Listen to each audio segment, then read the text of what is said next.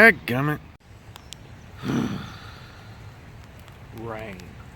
I hate the rain. You can see it's raining today. I can't do nothing. Years ago, we were like the mailman. Come rain, snow, sleet, or shine, we treat the outside to control your creepy little crawlies. Take your hand away from your mouth. You're a gasp mouth. Oh no, what did he do? Why is it a problem? It's not, and it never was. These days, if one raindrop falls from the sky, I'm legally prohibited from using most of the weapons in my arsenal. Why, you ask?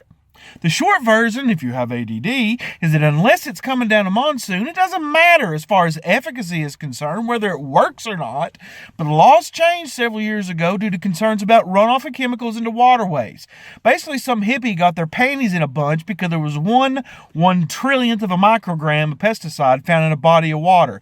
I hate to tell you, but if you took samples of just about anything on the planet, including your body, you would find traces of pesticides. Oh, Lordy call, Chicken Little, the sky is falling. But wait, there's more to the story. What is a pesticide? Anything that kills a pest is a pesticide. My boot is often a pesticide, and a pretty good one at that. You would be horrified to find that chemicals and compounds used in pesticides are used in your food, in your clothing, and heaven forbid, yes, in kids' toys. The truth is, just because something can be used as a pesticide doesn't mean if you touch it, your head's going to fall off. So basically, they find this in the water, and here in America, that causes the ban hammer to come out. So now we have laws that are supposed to protect our drinking water and make sure itchy algae doesn't continue to thrive. The truth is that properly treating your home in any weather condition, short of a flood, will not contaminate any water source. It's just stupid. Most of the products we use last about 3 months, and that's under perfect conditions, which doesn't exist really. On top of that, the amount of active ingredient used to treat your home is teeny. And guess what? That active ingredient is mixed with, wait for it, drum roll, water! Guess what? Exactly what they're terrified about contaminating is exactly what the government says I have to mix my stuff with in order to apply it on your home. What?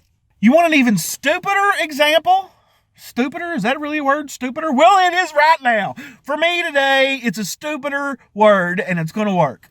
So, if there's granules, I put granules out, they're activated by water, they kill all the bugs, okay? So, on the label, it says, do not apply during a rain event. So if one little drop falls from the sky, that's the rain event. I can't do jack. But in the government's infinite wisdom, the next line says, water in with efficient amount of water. What? So you're telling me I can't apply it during the rain, but then you're telling me to add water to it after I put it out. Am I taking stupid pills? What the heck's going on? The first time I read that, my head almost exploded. So customers always ask, will the rain wash it away? No. Normal rain will not wash pesticide away. It soaks in quickly. Now, to be fair, normal overtime exposure to the elements does degrade the pesticide. Rain, wind, yes, wind. But the worst one is the sun. So the time when they want me to apply it the most is when it's most susceptible to the elements. What kind of sense does that make? It doesn't. And you know what? Once these things start to degrade, it's time for you to see my smiling face again. It's designed that way. You should not want something that lasts forever. That way, if somebody does do something stupid or have an accident, it goes away. It's gone. It's inert. But they're trying to tell me that this stuff is living in some ponds. Magically, it's going to be there forever. Bull hockey. So the next question I get is about the rain diluting the treatment to the point of ineffectiveness. Well, hold on now, because I'm going to throw some science at you. If I mix 1 ounce of a concentrate pesticide in 1 gallon of water, I put them together. I got 1 gallon of water and 1 ounce of pesticide. And I put that around your home. When that water evaporates, how much pesticide's left? That's right, 1 ounce. The same exact. It has nothing to do. I could mix that 1 ounce with 20 gallons of water or 1 gallon of water. When that water's gone, evaporates, the same amount of pesticide is left. Imagine that. So, how do you dilute something if there is not a defined container? Sure, the whole of the solution contains a lower percentage of pesticide when you mix it with 100 gallons, but you drastically change the ratios. Again, the same amount of the important stuff is there. But this whole discussion that got all the hippies, all their panties in a wad, is about runoff. The all-knowing government says that if it's raining, my treatment will magically flow to the Tennessee River, kill a bunch of fish, and turn us all into zombies because it got into our drinking water. Consider this. My 1 ounce of pesticide in the river that's, let's just say, just pull a number out of my rear, 1 billion gallons of water comes out to be such a small percentage, I'm not going to waste the zeros to figure it out. And that's if I'm an idiot and just pour the stinking thing right over the dock into the water, which I'm not going to do. All of this makes the assumption that my treatments enter bodies of water. It doesn't! So, if they found traces of pesticides in the water, where did it come from? Fair question. That's the million-dollar question, which can't fully be answered. Here's what we do know. Less than 1% of pesticides applied come from the pest control industry. That's me. The rest come from agriculture, but the most come from, guess who?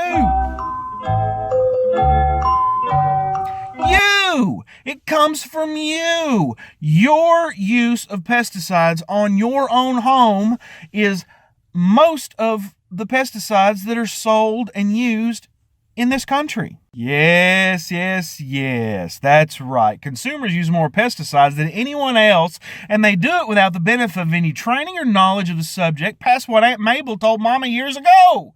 Even then, barring some dunderhead pouring it in the lake, it still doesn't get in the waterways. Most of the contaminants come from mass spraying of your food. Are you freaked out yet? Don't be. Because if it weren't for that, then you would starve, because bugs and disease would decimate the crops worldwide, and there would be worldwide famine. I like to eat, and I'll bet you do too. So even knowing all of this, the water we drink is supposedly filtered, sanitized, and many other things before it gets back to us. That water used to be pee. Just saying, and you're worried about a little bitty pesticide in a big freaking thing of water. Any traces that have ever been found have been extremely small. And on a side note, I can't even speak, I'm so mad. On a side note, as we over-sanitize our world, we rob our bodies the opportunity to come into contact with small traces of bad stuff so our bodies can learn how to fight them off. And don't forget, no matter what these compounds are used for safely in everyday life, if it can be used as a pesticide, it goes on the naughty list of public opinion, even though keeping the pests away keeps us clean, healthy, and fed every single day. You need pesticides. All I want to do is take care of my customers. Sometimes I need to work in bad weather just to get everybody, and there are things I can do in inclement weather, but I find myself with an even bigger opponent: public perception.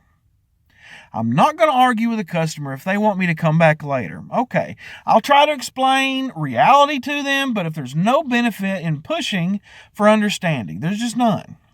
So the bottom line is I can service your home in the rain or snow, but may choose not to, depending on what needs to be done to keep you bug-free. And if I follow these pesky laws, whether they make sense or not, I got to follow because I like to eat. I hate rain!